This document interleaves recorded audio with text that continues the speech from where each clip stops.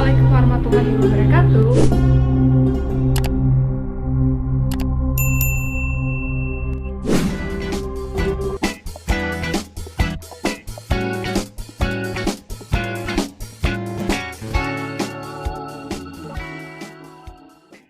Hai guys, welcome back to my YouTube channel. Dan di video aku kali ini, aku mau menceritakan sebuah kisah yang sudah ada pada zaman Rasulullah SAW dan sudah dirangkum dalam buku Super Stories. Tentunya banyak banget hikmah yang bisa kita ambil dalam buku ini dan juga hal-hal yang bisa kita pelajari, khususnya untuk anak-anak ataupun adik-adik yang teman-teman punya di rumah. Ini cocok banget buat kalian bacakan dan kalian ceritakan untuk adik-adik kalian. Kisah pertama berjudul Obat Jiwa. Ibnu Mas'ud adalah sahabat Rasulullah. Dia dikenal sangat pandai dan ahli Al-Quran. Ibnu Mas'ud sering didatangi beragam orang. Mereka meminta nasihat darinya. Suatu hari, seorang laki-laki mendatanginya. Laki-laki itu sedang gelisah dan berkata, "Wahai Ibnu Mas'ud, berilah nasihat bagi jiwaku yang gelisah ini," perintahnya. Lalu Ibnu Mas'ud menjawab, "Ada 3 tempat yang bisa dikunjungi oleh hatimu. Yang pertama, tempat membaca Al-Quran. Bacalah kitab suci itu dan dengarkanlah baik-baik. Yang kedua, majelis pengajian yang mengingatkanmu, yang tentunya akan mengingatkan kita selalu kepada Allah Subhanahu wa Ta'ala. Yang ketiga, carilah waktu dan tempat yang sunyi agar engkau dapat menyendiri bersama." Kemudian laki-laki itu menyimak baik-baik nasihat Ibnu Mas'ud, lalu dia pamit dan pulang ke rumah. Sesampainya di rumah, dia segera mengerjakan nasihat yang telah dikatakan. Laki-laki itu mengambil wudhu, dia pun mengambil Al-Quran dan membacanya. Menakjubkan sekali, jiwanya yang tadinya gelisah menjadi sangat tenang setelah membaca Al-Quran. Lalu laki-laki itu pun berpikir dengan jernih kembali. Al-Quran luar biasa, bukan?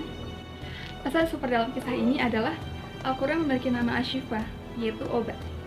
Jika kita sedang gelisah, maka cobalah membaca Al-Quran, atau cobalah mendengarkan orang yang sedang membaca Al-Quran.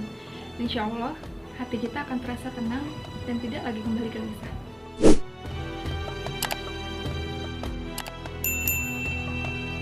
Kisah yang kedua, tentang Rasulullah dan si pengemis buta.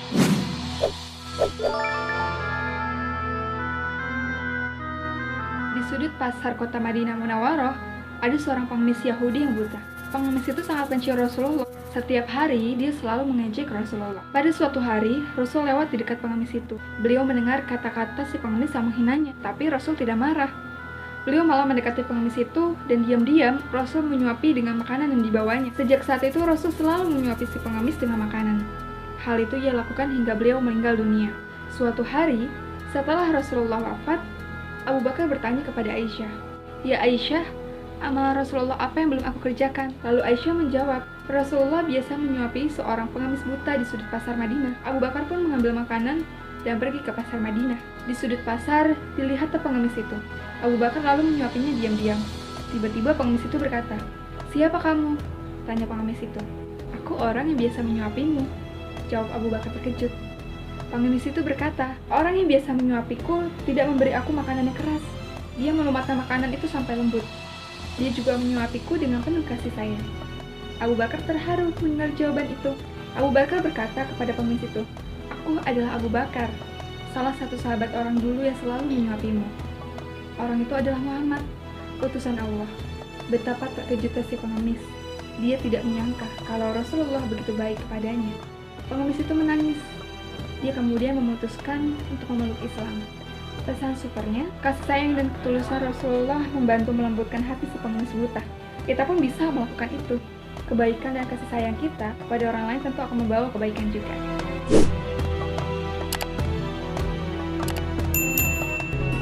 Kisah selanjutnya adalah tentang mana yang benar. Pada zaman dahulu, hiduplah seorang laki-laki yang bernama Luqmanul Hakim. Dia dikenal sebagai orang yang bijaksana. Dia sering memberikan nasihat-nasihat yang baik kepada anak-anaknya. Suatu hari, Luqmanul Hakim pergi ke pasar bersama anaknya. Luqman menunggang seekor keledai, sementara anaknya berjalan di belakangnya. Apa yang terjadi kemudian? Orang-orang di pasar mencela Luqman. "Lihat, tega sekali orang itu. Dia anak-anak naik keledai, sementara anaknya disuruh berjalan kaki," kata orang-orang itu. Mendengar komentar itu, Luqman pun turun dari tunggangannya dan menyuruh anaknya naik ke atas keledai. Kini Lukmanlah yang berjalan kaki di belakang anaknya. Namun, apa yang terjadi?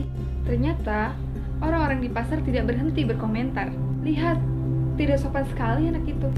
Dia menunggang keledai sementara ayahnya dibiarkan kelelahan berjalan di belakangnya. Demikian kata mereka. Oh, betapa tidak enaknya hati Lukman mendengar komentar itu. Dia pun memutuskan untuk menunggangi keledai berdua anaknya. Apa komentar orang-orang di pasar berhenti? Tentu tidak. Mereka terus mencela Lukman. Lihat, tegas sekali kedua orang itu menaiki seekor keledai. Hewan itu pasti sangat menderita. Mendengar komentar itu, Lukman dan anaknya segera turun dari keledai. Keduanya lalu berjalan kaki sambil menuntun keledainya. Ternyata, orang-orang di pasar masih menertawakan mereka. Lihat, bodoh sekali kedua orang itu. Mereka membawa seekor keledai tapi tidak ditunggangi. Lalu, dalam perjalanan pulang, Lukman menasihati anaknya. Nah, peristiwa hari ini adalah pelajaran yang harus engkau perhatikan. Hal itu akan membuat kita tidak ikhlas. Hidup kita akan terasa melelahkan karena terus-menerus ingin menjadi seperti apa yang dikatakan orang. Oleh karena itu, lakukanlah sesuatu hanya karena Allah. Pertebal imanmu, karena hal itu akan membuat hidup kita tenang dan damai. Allah pun akan ridho kepada kita dan apa yang kita kerjakan jika lillahi ta'ala. Itu adalah beberapa kisah yang bisa aku ceritakan pada video kali ini. Sampai jumpa di video aku selanjutnya. Wassalamualaikum warahmatullahi wabarakatuh. Dadah!